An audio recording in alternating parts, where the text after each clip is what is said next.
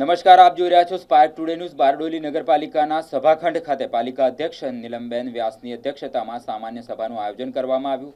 બેઠક દરમિયાન ગુજરાત નગરપાલિકા અધિનિયમ જોગવાઈઓ મુજબ કારોબારી સમિતિ સહિત વિવિધ નિયમોની સમિતિઓની રચના કરી તેમના ચેરમેન અને સભ્યોની નિમણૂક કરવામાં આવી। કારોબારી સમિતિના અધ્યક્ષ તરીકે જૈનિશ ભંડારીની વરણી કરવામાં આવી, જ્યારે ટાઉન ડેવલપમેન્ટ સમિતિના અધ્યક્ષ તરીકે કૃણાલ પંડ્યા, બાંધકામ સમિતિના સરોજબેન પટેલ, આરોગ્ય સમિતિના જિગ્નેશ રાઠોડ, પાણી સમિતિના સારંગ પટેલની પસંદગી કરવામાં આવી। ઉપરાંત અન્ય વિવિધ સમિતિઓની પણ રચના કરવામાં આવી।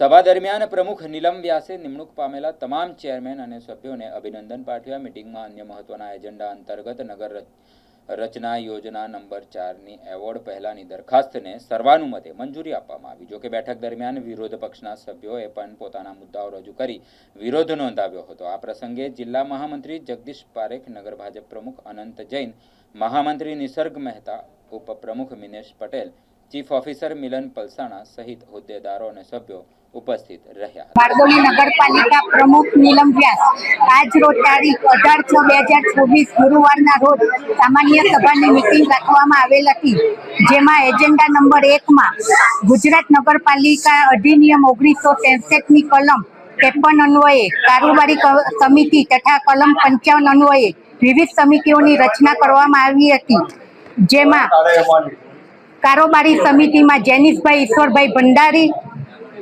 ટાઉન ડેવલપમેન્ટ સમિતિમાં કૃણાલભાઈ અમૃતભાઈ પંડ્યા, જાહેર બાંધકામ સમિતિ સરોજબેન જયેશભાઈ પટેલ, આરોગ્ય સમિતિમાં જિગ્નેશભાઈ દીપકભાઈ રાઠોડ, પાણી સમિતિ સારંગભાઈ મહેશભાઈ પટેલ, ભૂગર્ભ ગટર સમિતિ વિપુલભાઈ બાલુભાઈ મૈસુરિયા, કેબિન દબાણ સમિતિ ભરતભાઈ પોલાભાઈ ભરવાડ, સામાજિક સમિતિ સતીશભાઈ ધનસુખભાઈ રાઠોડ, રોશની સમિતિ યોગિતાબેન ભૂપેન્દ્રભાઈ મિસ્ત્રી, મહિલા બાળ કલ્યાણ સાંસ્કૃતિક સમિતિ કૃષ્ણ હાર્દિક ચૌહાણ, ગુમાસ્તાધારા સમિતિ કામિનીબેન અંકુરભાઈ જોશી, આકારણી સમિતિ ચિંટુભાઈ કાંતિલાલ પટેલ, વાહન વ્યવહાર સમિતિ શૈલેષભાઈ બચુભાઈ ગામી।